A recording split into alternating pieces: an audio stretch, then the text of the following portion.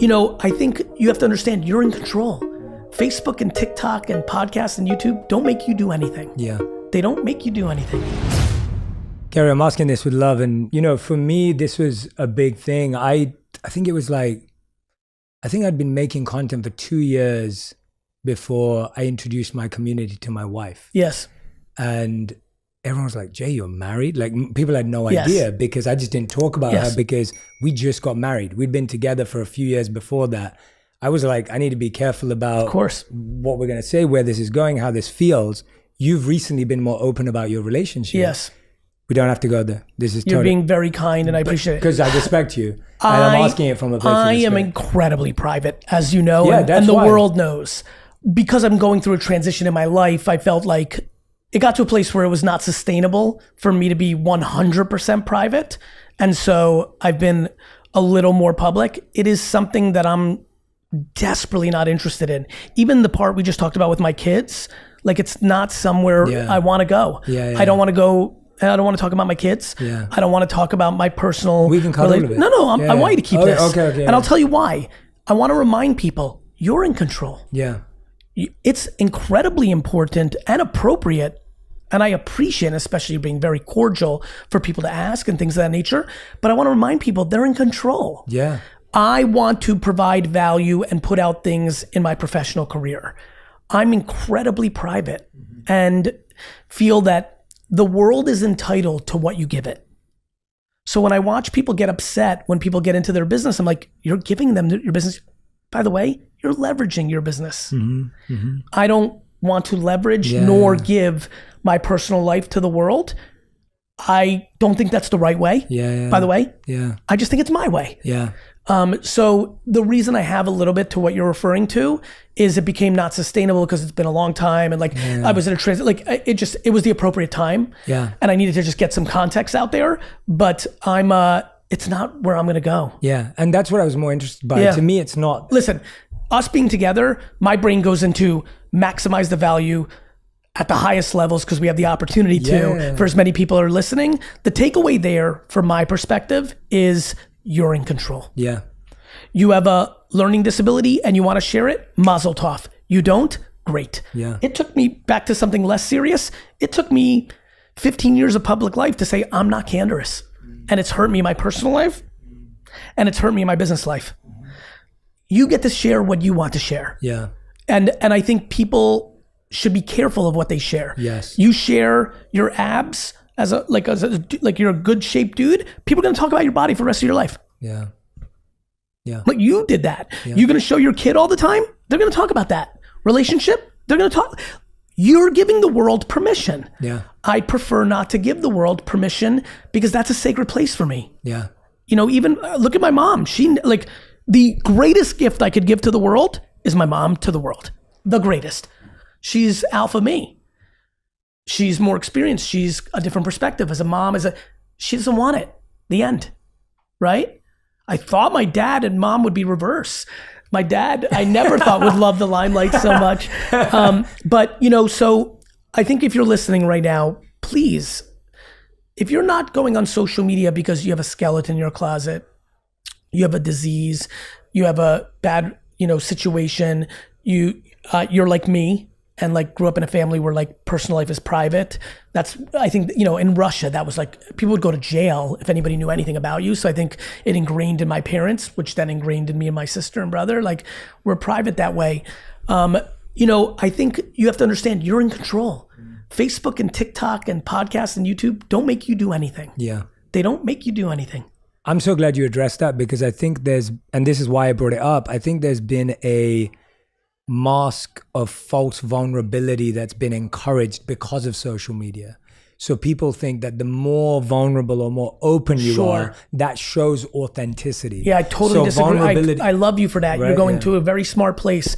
I would argue I see more lack of authenticity in the way that people are leveraging their family and personal life because they know it does well. I think the lack of accountability is leading to so much unhappiness. Life is so much better when you're this was my fault. Absolutely. You're in control. And so this was a wrap up to control. You're in control. You decide what you consume. You decide what you believe. You decide who you surround yourself with. You decide what you put out. Take on accountability. Yeah. Everybody wants the blame right now. The algorithm, they're acting as the algorithms are like hypnosis. And I understand endorphin hits and all that, but like you can delete the app. You can. Like, where's accountability in this? Yeah. Right? Yeah, absolutely. Like, we have alcohol, we have tobacco, we have drugs, we have weapons, and we have all sorts of issues, but most people play within moderation. That's on you. Yeah. And it's a tough truth, right? It's a tough truth. It's a tough truth. Especially when you're unhappy. Yeah, yeah. That goes back to why it's important. It's like the chicken and egg. It's like working out. Like, I got into better shape the last 8 years. Nothing comes less natural to me. Yeah, tell me. Nothing comes less natural to me. I can relate to you. Right? Man. Like, but like, I was like, I just would like to live longer. Yes. I would just like to live longer. Yeah. And go figure. It's not apple cider gummies. It's not steroids. It's not implants. I've thought about it. I'm like, can I get chest implants? I put in a lot of work. I feel like I've like Seth's good. Like I feel like I've done more than Seth, but like my body type, like, you know, and I'm like, I probably haven't, but no, it's like eat well, go in the gym, do the right things. And so same for life, you know, whether it's meditation, whether it's exercise, whether it's therapy, whether it's good conversations, whether it's surrounding, you know, back to us not having the serendipity, you know, we've had some meals, we've had some interactions.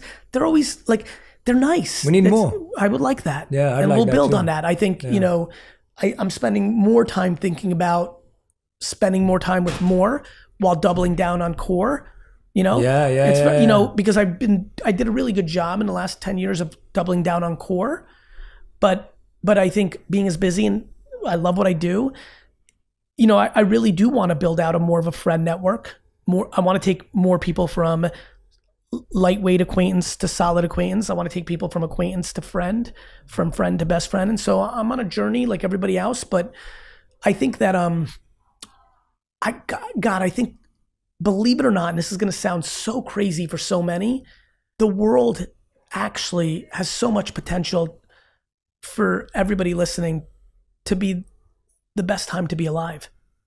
Medicine and technology, and there's so much, but we're caught right now. It's like a hamster wheel. We're in the momentum of focusing on, you know, the bad. Yeah. And there's always bad. Yeah. The Holocaust was bad. Genocide is always going on. Genghis Khan was not a fun time to be a human. Yeah. Like, you know, like we are very bad at history. I was a really bad student, but I did well in history. Like, but that starts with you. What are you going to do about it? Because right now everyone's like pointing and feels like it's on someone else. Yeah. It starts with ourselves. I mean, when you said that and you brought up the Holocaust, I recently read Edith Eger's book, The Gift. She lived through the Holocaust. And she had that mindset in the Holocaust. So she said the only way she got through it is she realized that she wasn't a prisoner, that the only prisoners were the guards because they were prisoners of their own conscience. Unbelievable. That was her mindset. She's right. And you know, she's like over 90 now or even older. And it's like, it's just phenomenal that her, Viktor Frankl, who wrote Man's Search for Meaning, these two phenomenal books, if anyone hasn't read them, like they had that in that scenario. Well, that's the point I always make to everybody. Like, you know, the only thing that works for me is trying to contextualize moments in time. Yeah. And like, you know, our great-great-great-grandparents had it rough by comparison to the way we have it. And sure, they had some things that were better on simplicity, but we must choose optimism because what's the alternative? Yeah. Pessimism? Like, are you just going to decide? Because once you decide, where are you? Once you decide it's bad, it's actually bad. And so like, one of the things that makes me very passionate to communicate is practical optimism, or the fact that I believe negativity is much better at marketing than positivity. Oh, for sure. I feel a huge sense of responsibility. What has become, out of all the things you've pursued, because I'm guessing at different stages in your life, and anyone who hasn't heard, I've interviewed Gary twice before, so you can go back and listen to those.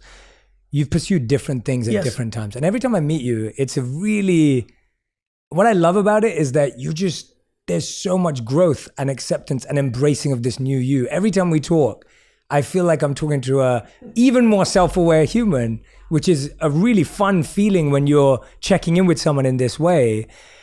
And so I go, what have you found currently to be the most worthy pursuit? Like, what is it that you're pursuing that you've found worthy of pursuit? It's always been the same thing for me. it's almost as if I'm living two separate lives. The most worthy pursuit is I am wildly gifted at helping other people. And I'm incredibly comfortable of also being okay with feeding myself around my own interests. The most worthwhile pursuit, my friend, I think this is going to land with you, is the continuous balance beam that I walk on that is called equal parts selfish and equal parts selfless, and refining that skill set. And I think in the 3 times, if I may, off of your analogy, I think the beam is getting thinner and I'm still walking it. You know? Maybe the first time we met, it was like an Olympic beam or a high school beam. Maybe the second time was, you know, my hope is that as I continue to go, I'll be on a tightrope across Manhattan and walk it easily, because me playing my game of entrepreneurship gives me so much energy that I'm able to deploy it in a positive manner at scale. And I find it fascinating. And so that is what I continue to go after. I love that. Gary, 40 minutes with you feels like an hour and 2 hours with someone else. Thank you, man. Thank you, brother. You're the best. Thank you, bro. I appreciate It was a you lot so of fun. much.